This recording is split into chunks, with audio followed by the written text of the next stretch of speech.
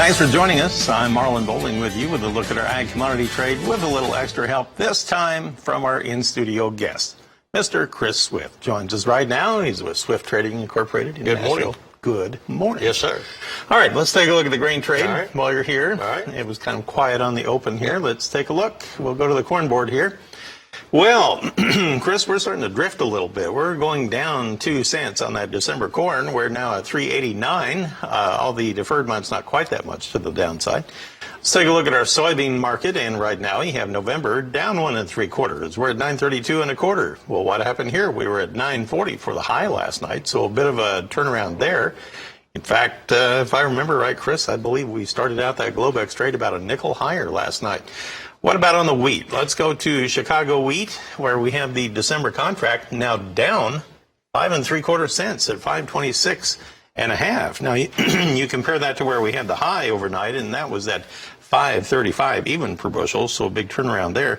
What about in Kansas City? Is it doing something similar? Well, the answer is yes. We have the December currently trading about 4.5 cents lower. We're now at 4.29 1/4 as it stands right now. And as we move on to the Minneapolis wheat, on that December contract, we're showing some weakness in there. We're 1.5 to 2 cents lower there a little bit ago. So tell me what's going on here in this grain market. Well, is it harvest pressure? What do you read? I think it's a little bit of everything. I think just a lack of news. We all pretty much knew that we'd had a hard growing year this year and that there had been some detriments to the crop, but yet we still don't have enough of it in the bin yet to get an accurate reading on how much has or has not been lost out there. And I think prices are pretty fairly priced with the demand we have, and no better outlook from China than we had last week than what we've got. All right, looking forward here, when you look at the performance, and we just saw here on the screen that the market is really softening up here. Do you hold out much hope that we can have a rally during harvest time? Oh, I think so, sure. Most of the time we see the bottom end along about September. So I think as far as seeing new contract lows, I think it'd be difficult to see new contract lows.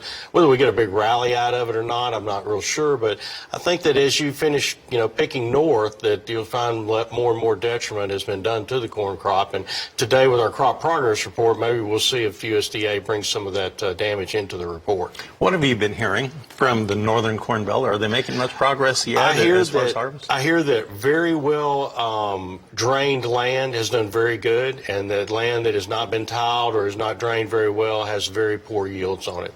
Just so much water up there, and again, it's raining up there right now, so it's just going to be more difficult to get out. On the other hand, we're kind of in the off season on the wheat right now. Yes. What do you see that doing moving forward? I think probably it's still going to trade a little bit higher. We've got some serious drought issues in Texas and Oklahoma that have crept up there, and we know that Australia remains in a very severe drought. It's coming into springtime for them, and so the world wheat situation is not nearly as negative as what it has been in years past. That could have a domino effect on the grazing potential in the Southern Plains that you were talking about, and that would have an impact maybe on the cattle market, and we'll talk about that in a minute. All right. We are talking with Chris Swift of Swift Trading Incorporated in Nashville, and we will return and we'll pick up where we left off right after this.